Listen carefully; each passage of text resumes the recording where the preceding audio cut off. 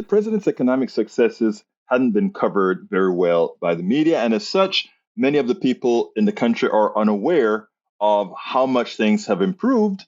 And what that means is that the polls sort of reflect an economy that's not real. And of course, the Republicans jump on these fallacies. And as Pete Buttigieg pointed out, the good news is seldom covered by the mainstream media as they should, while the whatever bad news there is, they highlight these items. So what Pete Buttigieg did here was, while he blamed Republicans for a lot of the negativity that they continue to infuse into society, he partially blames the media for falling for it, and then pointing out what the Biden administration intends to do as far as being the carriers of the message, since the Fourth Estate is doing such a poor job in doing that. Check this out. We'll take it on the other side.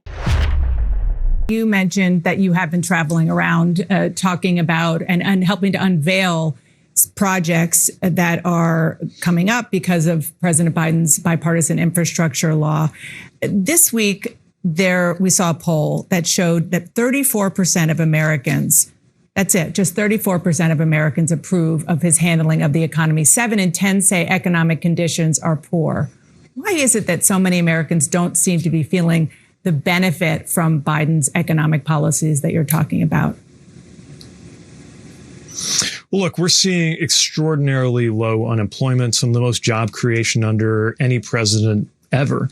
We're seeing, by the way, with that also unusually high rates of job satisfaction. We've seen inflation falling. We've seen manufacturing returning to the U.S. Now, obviously, a lot of effort and a lot of money goes into negativity to try to get people focusing on other things, like some of the things that we're talking about in the culture wars that certain figures are bringing to the fore again and again. I think because they don't want to talk about the economic work that they're doing, and they certainly don't want to talk. If we're talking about House and Senate Republicans, why they voted no on the infrastructure package, the majority of them, although we appreciate the Republicans who crossed over to work with us.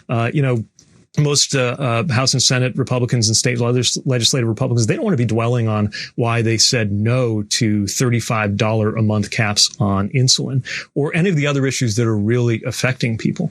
The other thing I've noticed in the way these things get digested in the public and in the media is when something is unambiguously good, it gets dramatically less attention. That's part of why we've been hitting the road, to highlight the really good work that's going on, in terms of long-term infrastructure improvements, short-term successes too, like the work that Governor Shapiro led in Pennsylvania with partnership from our department to get I-95 back up and running in record time after it was taken out in a fiery and tragic crash. These are the kinds of problem solving that, frankly, there's some folks in Washington for sure who don't want to talk about that. They'd rather talk about other stuff. Our job is to make sure that Americans see the full picture. And that's exactly why you'll continue to see us not only hard at work in our offices, but out on the road, highlighting the actual problem solving and results that we're bringing to the American people.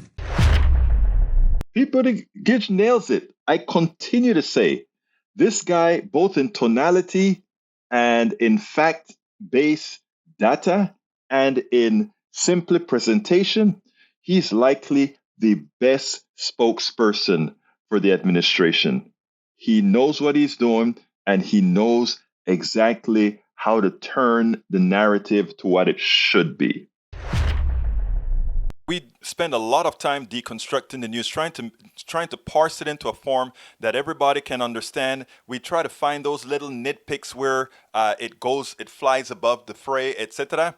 If you really like these videos that we do, I want to ask a big favor. Please go ahead. Number 1, subscribe to our channel. And number 2, please join if you can. Thank you so kindly for watching. Keep watching. Please remember to share. We must populate the entire internet with our progressive message, a message that we know is what most Americans say that they want. So help us, please join.